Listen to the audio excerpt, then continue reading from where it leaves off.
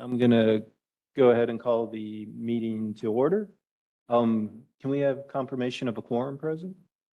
Okay, perfect. Do we have any public comments? No? Okay. Does anybody want to say anything? No. Okay, never do, but figured I'd ask. So we have a relatively quick, short meeting today. The first one is consideration and possible action of approval of September 11th, 2023 board meeting minutes. Move to approve. I second it. All in favor, say aye. Passes. The general manager's report. Thank you so much. And so, as you said, we have a very short agenda, and going forward, we did speak earlier too with staff about the various different things. So we'll give you reports of things that you previously approved whenever we have a short agenda like this. So that way everybody's aware of things that have gone for approval. And so, and right now I'm just going to open up to Mr. Garza. He's going to be providing the production report. Sounds good. Good afternoon, Mr. President, members of the board. I'll be going over the production and distribution report for the month ended August 31st, 2023. And I'm going to start on tab number 2 of your board binder. I'm going to go over the year-to-date SRWA distribution, and that's going to be on column C of the report.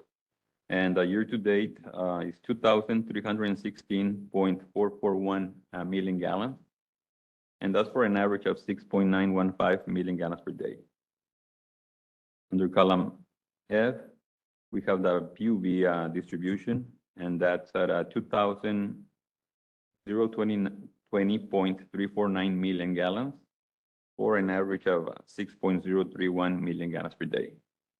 Under column G, we have the distribution for Valley Month number 2, and that's at 57.778 million gallons for an average of 0.172 million gallons per day. Under column H, we have the distribution for the city of Los Fresnos, and that's at 185.035 million gallons for an average of 0.552 million gallons per day. Under column I, we have the credit for B&D, and that's at 48.646 million gallons for an average of 0.145 million gallons per day. Under column J, we have the allocation for Indian Lake, and the year-to-date is 4.633 million gallons for an average of 0.014 million gallons per day. Below that, we have the true-up estimates. As you can see, Brownsville is under by 131.86 million. Valley Mud is under by 0.36 million, and Los Fresnos is over by 132.22 million.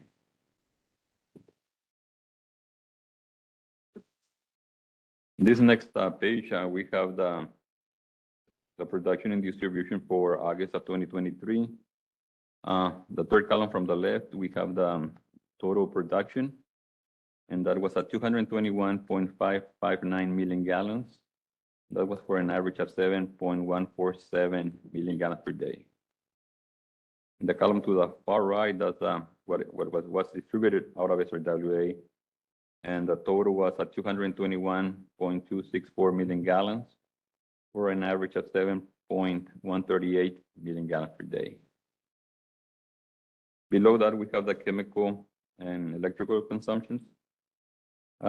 For the chemicals, we used $149,408 for chemicals and $133,716 with 40 cents for the electrical. In this next page, staff reports events that reduce plant production.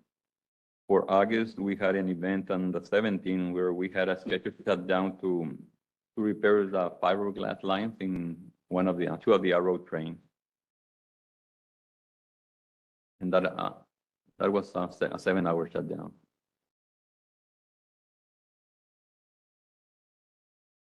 In the graph that we have here on the next page, in this graph, basically we are comparing the water production and distribution, comparing fiscal years 2022 and 2023. And on this other page, we have the water production out of the 3 water plants. And as you can see in the box in the middle, SRWA has contributed with 28.18% of City of Brownsville's water demand. That's all I have. That concludes my report. Are there any questions? No, I think we're fine. You know what? Just one quick technical question. Sure. How do you repair a fiberglass pipe? We have a contractor. We can, basically it's available and as soon as we call them, they come down. And it's just like any other fiberglass. They use the resin, they wrap the pipe, apply the resin, and most of the time it's consumed by letting it cure. Yeah. So they can okay. repair maybe within an hour or 2, but we allow 4 or 5 hours for curing. Okay. Yeah. Well, Any other questions? thank you very much. Okay, thank you.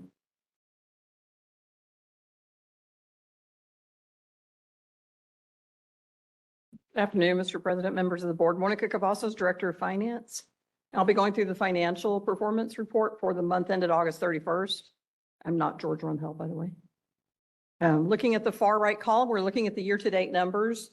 We see that our total operating revenues from member assessments was $7,416,619. We then back out our operating expenses of $4,907,615, leaves us operating income of $2,509,004.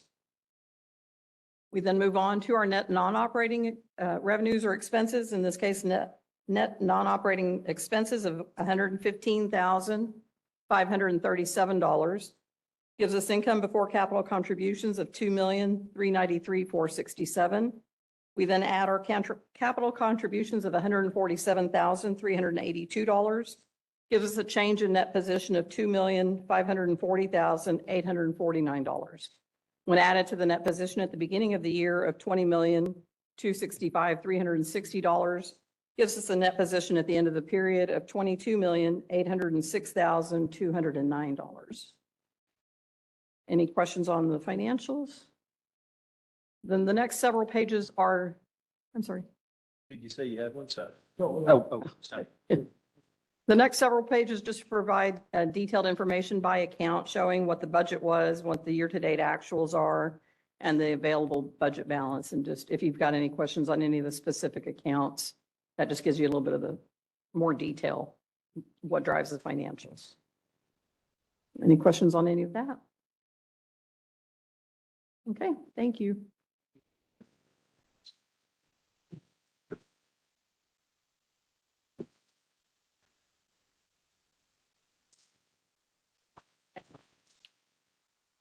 Is that it? That concludes the general manager's report.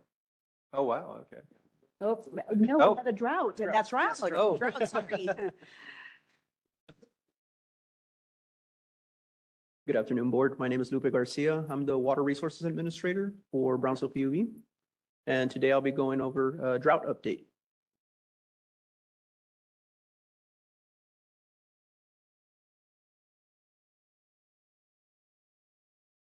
Seems like this is not.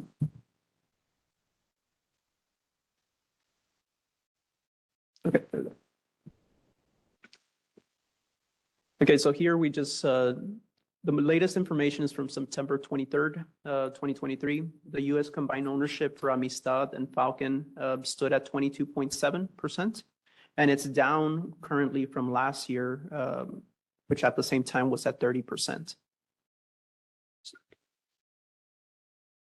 So this graph here just gives you that same information in a graph form. You can see how we've been trending downwards in regards to last year, where we just had this low spot right here and spiked up to 30%. It's looking like we're still within that drought and continuing that downtrend, hopefully plateauing here for throughout these wet seasonal months. So right now we're currently in a stage 2 drought, which is below 25%. Our current reading is at 22.7. So of course, way below 25%. With the stage 2 restrictions, those were implemented this year on September 18th, 2023. And that was initiated on last week on Monday. With the restrictions, the following restrictions do apply to stage 2. We have the landscape irrigation, which is twice a week. That's depending on the last digit of your service address. Let's say in this case, 1425, your last digit is 5, so your service days would be Wednesday and Saturday, as you can see in the graph right next to this. Those you're allowed between midnight to 7 a.m. and from 7 p.m. to midnight. So landscape irrigation with a handheld garden hose, soaker hose, or handheld bucket is allowed at any time. A new landscape vegetation may be irrigated any day, but you do have to have a variance that does apply. The variants are allowed for 4 weeks, and you're able to apply twice, so a total of length of 8 weeks total. Furthermore, washing of motor vehicles is prohibited except on watering days and times. So the same graph that you saw before, the table in regards to your service address applies to the watering days and times for vehicle washing. So that includes motorbikes, boats, trailers, airplanes, and other vehicles, and fundraising of car washes as well. Residential car washing is allowed with a bucket or a shut-off nozzle in your hose, garden hose. That vehicle washing is allowed from 12 a.m. To 10 a.m. and then from 7 p.m. to 12 a.m. within that service date. Vehicle washing is allowed at car washes, and exemptions do exist in regards to garbage trucks, food trucks, anything having to do with health and safety associated to it. Furthermore, on the restrictions, non-essential water use is prohibited. Washing of hard surfaces, sidewalks, parking lots, tennis courts, etc. Washing building structures is prohibited. Water for dust control, except to alleviate public safety and health hazards, is restricted. Flushing of gutters, and also failing to repair any leaks. Water use restriction for golf courses, and they have to apply or submit a water management plan to Brownsville PUB in regards to how much water they're going to be using for their golf courses. Now, restaurants are prohibited from serving water to customers unless requested. So bottom line, water storage levels at Falcon and Amistad, they're declining. Drought will persist around the reservoirs. And with this unseasonably high evaporation rates, stage 2 is likely to remain throughout the end of the year. And then, of course, our PUB Communications PR department, they have accelerated water conservation and drought outreach to our customers. And that also, that implements to customers with SRWA as well. Any questions? Negotiations with Mexico for leasing water. As of right now, the negotiations are still ongoing with International Boundary Water Commission and also TCEQ. They're still in the conversations with that, yes. So just a little bit of an update. I had an opportunity, staff and I, to meet with the commissioner with IBWC in reference to the negotiations, and pretty much there's different orders that they can apply when it comes to this, but it wasn't anything that they need to do based on the current contract. They have 5 years and they're in year 3 of the 5. We're going to come back and forward to this committee the presentation that they've done in public forums about water transfer downstream, upstream to downstream, and how it affects us. The good news is there is potential water coming at the end of the week. It just depends if it's going to go as far up, to the watershed. It's not a huge amount of rain, but a couple of inches, and everything helps at this time. Have we talked to car washes? Have we figured out what we're going to do with car washes in the next stage? At this time, the car washes are part of the plan, and so they're following what we have in the plan for car washes. And so Any changes to the plan will need to get TCEQ approval in addition to our governing body's approval, both at the city commission and at the PUB level. And so it's, we can bring back specifically what restrictions means for what, for car washes, if that's intended, but I think so, just because if we get to the next stage, it's going to be hard to talk to our ratepayers about conservation if car washes aren't part of this program. And then we also need to think about how they are part of this program. we have opened the dialogue to discuss this with the city commission for various changes at the ordinance level, not at the, it doesn't involve the Brownsville Utilities Board, but we can make a recommendation to start about other efficiencies or things that they can do on the building side of the business to help with conservation. I know the city mayor, in conjunction with his staff, have been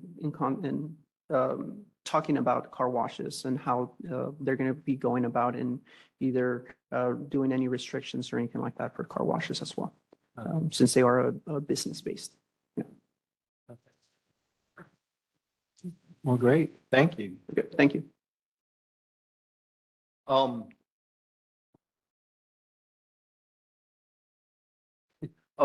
Okay, well, on that note, now the last item for discussion is discussion on the date, time of next board meeting.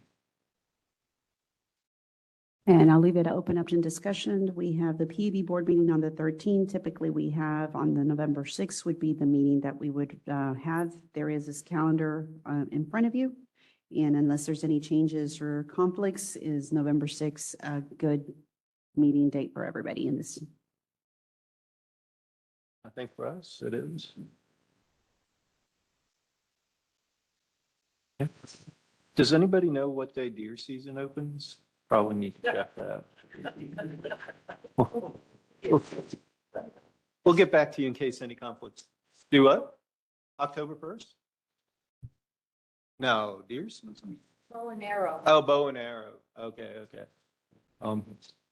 In case something comes up, we'll let y'all know, but that should be good. Okay, Okay. well, Any items for future agenda items to consider to bring back before this, the authority? okay. Well, then, unless anybody has anything else they want to say, I think we will call this meeting to close. Thank you very much. 20 minutes. Tell Art to beat that.